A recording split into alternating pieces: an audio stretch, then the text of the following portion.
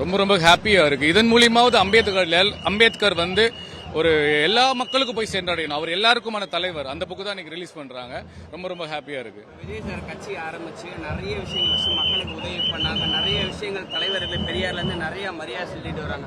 So அந்த வகையில அம்பேத்கருக்கு ஒரு நல்ல ட்ரிபியூட் பண்ற மாதிரி அவர் ஒரு எழுத புக்கை ரிலீஸ் பண்றாங்க. ஸோ அது எந்த அளவுக்கு பெருமை? அதுதாங்க எங்களுடைய இது தாரக மந்திரமே என்ன, பிறப்புக்கும் எல்லா உயிருக்கும்.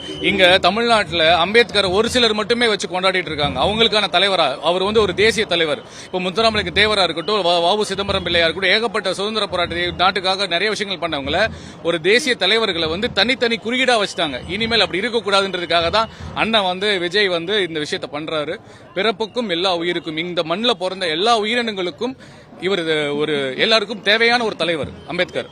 எல்லாருக்குமான தலைவர் தான், அதுல மாற்று கருத்து இல்லை. ஆனா இந்த புக் ரிலீஸ் சொல்லும் போது ஆனா திருமாவளவன் வரல, ஆனா விஜய் சார் வரன்னு சொல்லி நிறைய கருத்துக்கள் இருந்துச்சு. இந்த கருத்துக்களை நீங்க எப்படி பாக்குறீங்க? கொஞ்சம் எனக்கு வேதனையா தான் இருக்கு. ஏன்னா அவருக்கும் கொள்கை தலைவர் வந்து திருமாவளவன் அண்ணனுக்கும் கொள்கை தலைவர் வந்து அண்ணல் அம்பேத்கர் தான்.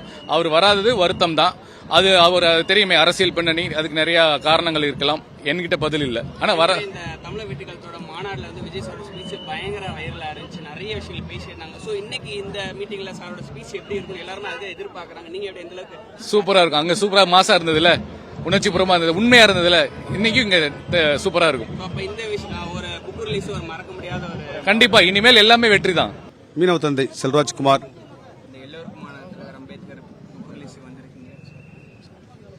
எல்லோருக்குமான தலைவர் அம்பேத்கர். அது இந்தியா உலகம் முழுவதும் உள்ள எல்லாம் ஏற்றுக்கொள்ளக்கூடிய தலைவராக இருக்கார்.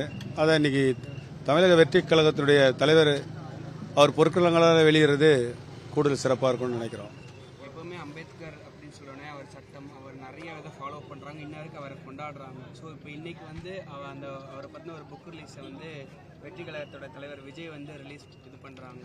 இல்லை, எல்லோருக்குமான தலைவர் அம்பேத்கர் அவர்களும் வழக்கறிஞராக இருக்கார், நாங்களும் வழக்கறிஞராக இருக்கிறோம். அதனால் தலைவர் பொற்கரங்களால் வெளியிறது வந்து மிக சிறப்பாக கருதுறோம். இப்போ இந்த ஃபங்க்ஷன் எப்படி இருக்கும்னு நினைக்கிறீங்க? ஏன்னா இப்போ லாஸ்ட்டாக வந்து அது நிறைய விஷயங்கள் இருக்கும், எல்லாமே நெருப்பாக தான் இருக்கும். இதுவும் ஒரு நெருப்பாக தான் இருக்கும். ஓகே, இப்போ இந்த புக் ரிலீஸ்லையுமே தொடர்ந்து இப்போ நிறைய இது அண்ணன் திருமாவளவன் கலந்துக்கல, திருமாவளவன் சார் கலந்துக்கல, விஜய் சார் கலந்துக்கிற நிறைய விஷயங்கள் இருக்குது. இதை நீங்கள் எப்படி பார்க்குறீங்க? அது அண்ணன் தம்பிகளை சண்டையாக தான் பார்க்குறோம்.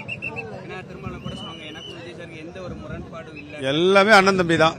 அவர் யாரையும் வெறுக்கல, பகைக்கல, எல்லாம் அண்ணன் தம்பி தான். எங்களுக்கு குறை சொல்றதுக்கு நேரமும் இல்லை.